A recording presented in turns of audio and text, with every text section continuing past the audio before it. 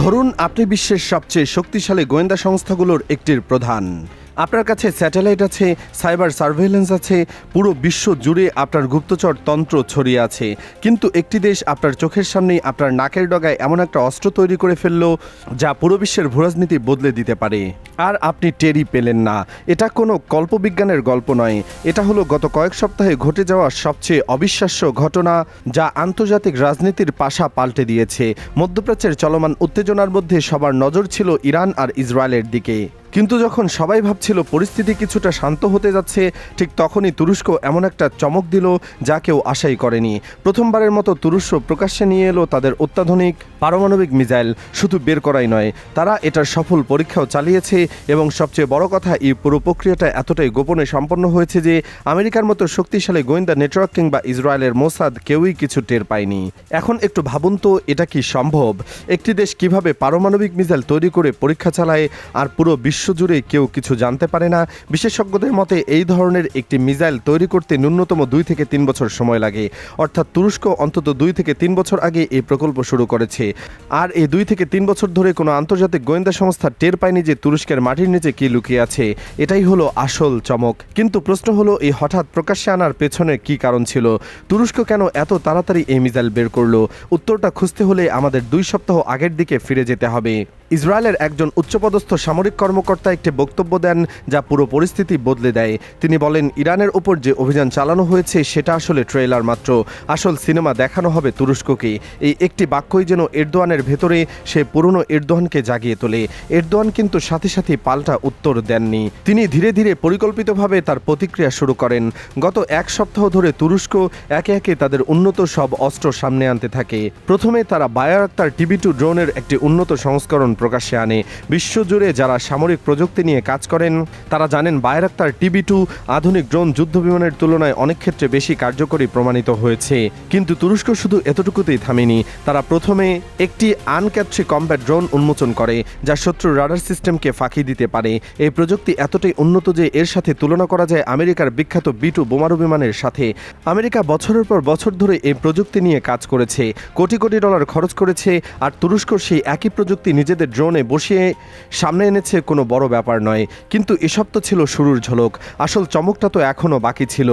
তুরস্ক যখন তাদের পারমাণবিক মিসাইলটি প্রকাশ করে তখন বিশ্বব্যাপী সামরিক বিশ্লেষকদের মাথা ঘুরে যায়, কারণ এই মিসাইলের বৈশিষ্ট্যগুলো ছিল অবিশ্বাস্য।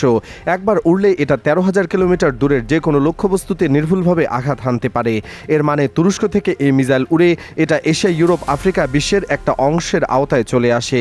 আরও ভয়ের ব্যাপার হলো, এই মিসাইল একসাথে 12 থেকে 15টি ওয়ারহেড বহন করতে পারে। এর মানে হলো একটি মিসাইল উড়লে তা 15টি আলাদা আলাদা শহরে গিয়ে আঘাত হানতে পারে। একটি মিসাইল দিয়ে 15টি শহর ধ্বংস।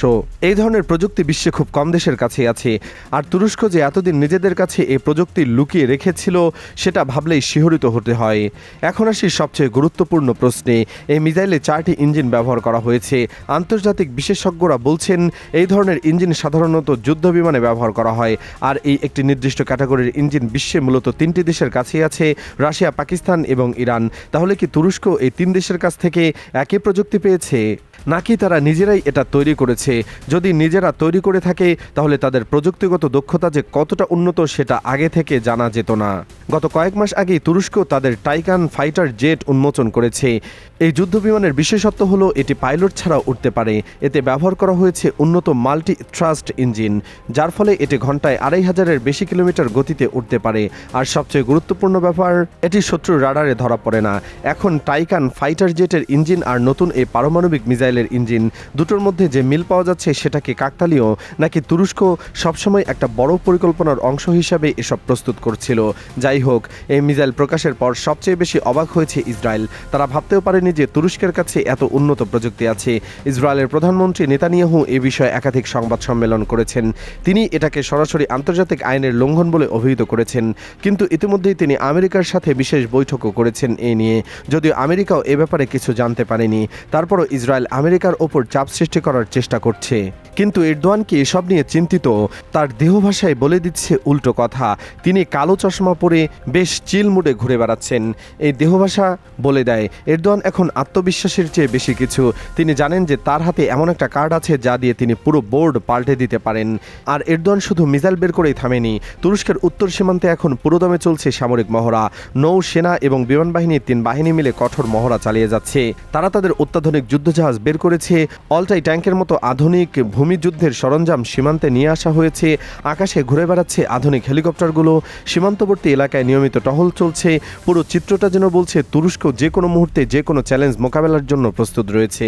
এখন সবচেয়ে বড় প্রশ্ন হলো এই পরিস্থিতি কোন দিকে যাবে মধ্যপ্রাচ্য। ইরান ইতিমধ্যে ইসরায়েলকে পাল্টা জবাব দিয়েছে।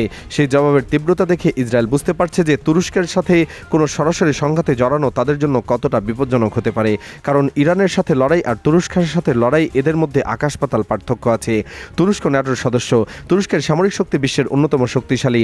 আর এবার তারা যে পারমাণবিক মিসাইলটি দেখিয়েছে তার পরিসর যে কাউকে শিহরিত করার জন্য যথেষ্ট। তবে এখানে আরেকটা দিক ভাবার আছে। তুরস্ক ন্যাটোর সদস্য হয়েও এমন একটা পারমাণবিক ক্ষমতা গড়ে তুলেছে যা আমেরিকা জানতেও পারে না। এটা কি ন্যাটো জোটের জন্য একটা বড় প্রশ্নবোধক চিহ্ন নয়? আমেরিকা কি এই ব্যাপার মেনে নেবে নীরবে, নাকি তারা তুরস্কের ওপর কোনো নতুন নিষেধাজ্ঞা আরোপ করতে পারে? আবার অন্যদিকে যদি আমেরিকা কঠোর অবস্থান নেয় তাহলে তুরস্ক কি ন্যাটো থেকে বেরিয়ে আসার সিদ্ধান্ত নিতে পারে? এই প্রশ্নগুলোর উত্তর এখনও অজানা। কিন্তু একটা ব্যাপার নিশ্চিত, বিশ্ব রাজনীতির মানচিত্র যে আর আগের মতো থাকবে না সেটা একটা ঘটনায় প্রমাণ করে দিচ্ছে। সব মিলিয়ে যদি পুরো পরিস্থিতি বিচার করি তাহলে একটা কথা স্পষ্ট হয়ে ওঠে, এরদোয়ান ইসরায়েলের ওই সামরিক কর্মকর্তার কথাটা খুব গুরুত্বের সাথে নিয়েছেন। আর তিনি যেভাবে ধাপে ধাপে তার সামরিক শক্তি প্রদর্শন করছেন তাতে বোঝা যাচ্ছে তিনি কোনো আবেগগত সিদ্ধান্ত নেননি। তিনি ঠান্ডা মাথায় পরিকল্পিতভাবে একটি বার্তা দিচ্ছেন। সেই বার্তাটা হলো তুরস্ক আর সেই আগের তুরস্ক নেই। এখন তুরস্ক এমন একটি শক্তি যার কাছে এমন অস্ত্র আছে যা পুরো বিশ্বকে কাঁপিয়ে দিতে পারে। আর যে কেউ তুরস্ককে হুমকি দেওয়ার চেষ্টা করবে তাকে যে কি পরিণতি ভোগ করতে হবে সেই পারমাণবিক মিসাইলটাই হলো সবচেয়ে বড় সতর্কবার্তা।